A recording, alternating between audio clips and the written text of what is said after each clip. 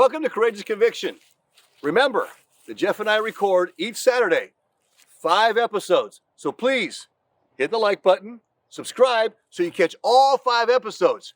We usually start out with one theme or topic. We have to go down a lot of rabbit holes to really understand it. Some things are more sensitive than others right now, what's going on in the world.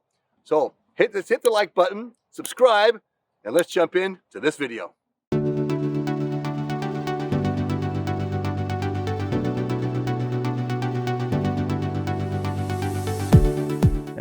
I'm like, huh? Oh, okay. Well, we were kind of in a hurry and I didn't really think of it. But, my wife's like, well, we're kind of getting pushed out of the restaurant, and it didn't really dawn on me, I'm like, well, we'll take it there. I'll be ready in like 10 minutes or 15 minutes or so. Well, the waiter comes back and puts the bill on the table, and I'm thinking, well, not ready to pay, but I went ahead and paid. I didn't, we were in a hurry and we did end up leaving. We never had that kind of fast service ever before because it's been so busy in that place. The food was amazing, but I was just confused, because there's these smiles, but it's like this passive aggressive kind of smile, like get this guy out of here kind of smile. Mm-hmm. And, it wasn't until we were gone. I'm like, you know what? I think we just got kicked out of the restaurant for a shirt, and I was sure of it. And I wanted to do something. I wrote a little story about it and tried to send it in, letter to the editor, and that never got published. And tried to bring it up with some other right-wing kind of people that were doing podcasts, and that didn't take it anywhere because I didn't really have any clout there. I didn't have any proof. But the proof was, to me, I knew what happened. I knew what was going on. And so for the last couple of years, I'm like, hey man, I just don't want to offend anybody.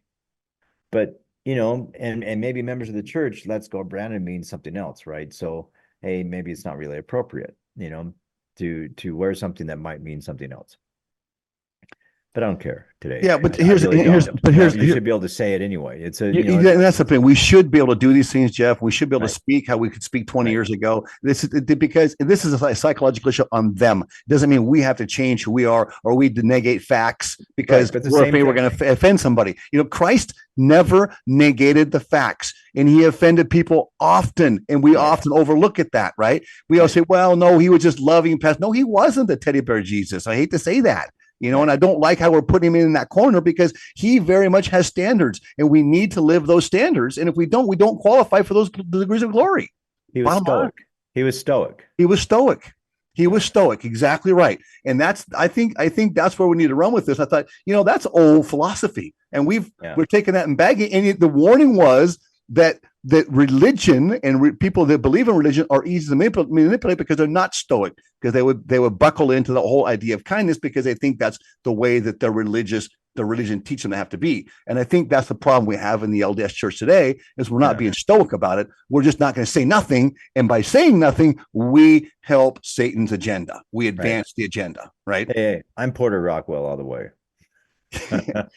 Well, I guess I am too, but at the end of the day, I hope not to get to the Porter Rockwell stage, right? It's necessary. And I guess you could say, walk softly and carry a big stick, and I guess that's how kind of he was. I guess you could say he was in a way stoic in that sense. But then people would say, well, there was nothing stoic about him. He baloney. He got busted. That's because there were 2 different, periodicals. One was the Deseret News and the other one was the Salt Lake Tribune.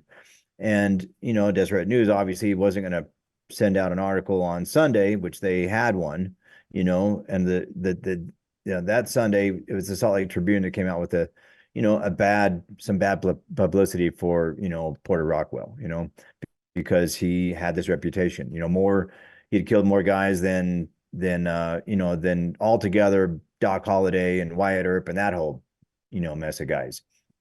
Did they really, or just make a reference to that? No, that's true. Well, I guess Wyatt Earp didn't really kill a whole lot of people. When reading, I was reading about Wyatt Earp, he didn't really kill a whole lot of people. He just killed when he had to. He had a reputation to kill a lot of people, but so did Porter Rockwell. And somebody asked him and said, do you feel bad about killing a bunch of people? And he's like, I didn't kill anybody that didn't deserve to die. And when the judge when they busted him on the Mississippi, which river was that? Missouri River. I don't know. He was busted on a steamship, one of those paddle boats. And then when they busted him, he had 67, I believe, different bullets in firearms on his body. So he could have fired 67 rounds at any given time. Imagine the firepower back then when you don't have semi-automatics, that would mean, that kind of iron on your body. But he went peacefully. Carrying that around all day long? Yeah, he carried that around all the time. That was what he carried around. And they busted him. They put him in jail. He grew his hair out. They starved him. He got really thin. And, he finally made his way back to, some little girl he had made friends with, because he was down in this kind of dungeon thing that had like this little window, and this little girl would come and bring him stuff to eat, and they'd made friends, and he'd been nice, because here's this so-called murderer assassin guy that's really not that bad of a guy. He's got a family, and he's only about, protecting others that have been seriously harmed by, a lot of them so-called Christians, and these do-gooders from other communities that didn't like the Mormons, the members of the church back then. So, the point is when that whole Boggs thing, and he didn't, there's a lot of people that have accused him, and he was accused of trying to kill or assassinate Governor Boggs. And when he was in front of a judge on that, the judge asked him point blank, said, "Did you try to kill Governor Boggs?" And he goes, "He's alive, ain't he?" And the judge's like, "You got a point there. Let him go."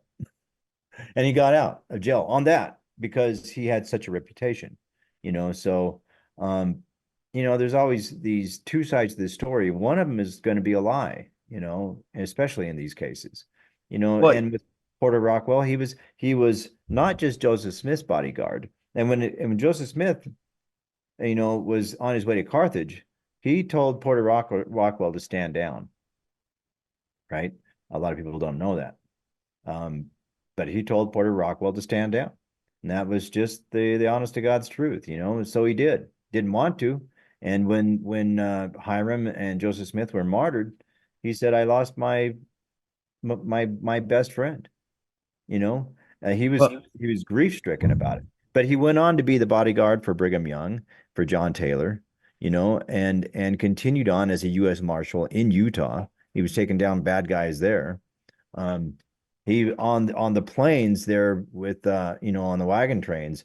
There was one time where they were starving. The pioneers were, and they couldn't take down a buffalo because they got these big, massive heads, and the bullets are just falling off. And so he gets on his horse, and with a rifle, goes and takes down 5 buffalo. While he's riding, and then everybody ate, and there was a happy story there. People that wrote about it were like, "This is just amazing," how he was just had this skill. In the spin today, if they'd write about it, look at this buffalo murderer. He murdered buffalo. Yeah, well, there's a lot of people. I'm just throwing that in there. They needed to eat. They saved a bunch of people. There was a lot of buffalo, and 5 buffalo fed a lot of people, and that wasn't, a massive, genocide against, the buffalo.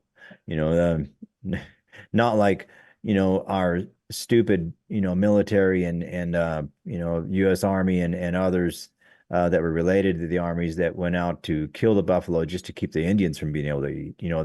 That's a whole different story. They weren't eating those. They weren't eating that buffalo. They let it rot. They just killed the buffalo herds out of despite to hurt the Native American population. I was just being kind of spiteful on the left. Right. It just would spin things. I saw this. The Babylon Bee yesterday, this comes across, and it says that it shows a picture of Trump. He's killing it. He's got a birdie, right? And this girl is saying, "Hey, you killed that birdie on the hole." And then it shows CNN. It says Donald Trump kills 7 eagles. No, he got an eagle is what it was. He got an eagle in the hole. She goes, "You killed that eagle." And then it shows CNN say Donald Trump kills 7 eagles in one day. It's like, this is how the spin would go, right? Now, hey, let's get back to safety. Well, the root of all this is coming from the politics. And this is why members of the church need to be aware and abreast on what's going on politically. And this is why we got to talk about it, right?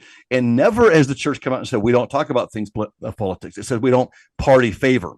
We don't campaign at church. And that's very different, right? And that's been clarified many, many times. And more recently too, since President Nelson has come out and said something along these lines too, then it's come out clarified. Now I heard it clarified through a BYU professor, right, on Quick Radio. And he was saying, absolutely, we have to talk about these things because these pertain to our day-to-day life. Yeah. These pertain to whether we go to church or don't go to church. We have rights to go to church or don't have rights to go to church. We need to be abreast of these things. And that's never the first presidency says, never do we not get involved in politics and discuss these things. I thank you for being with us on Courageous Conviction. Remember, there's 5 episodes each week that we put out. We have to go down a lot of rabbit holes, so stay with us. Hit the thumbs up, subscribe, and don't miss tomorrow's episode on Courageous Conviction.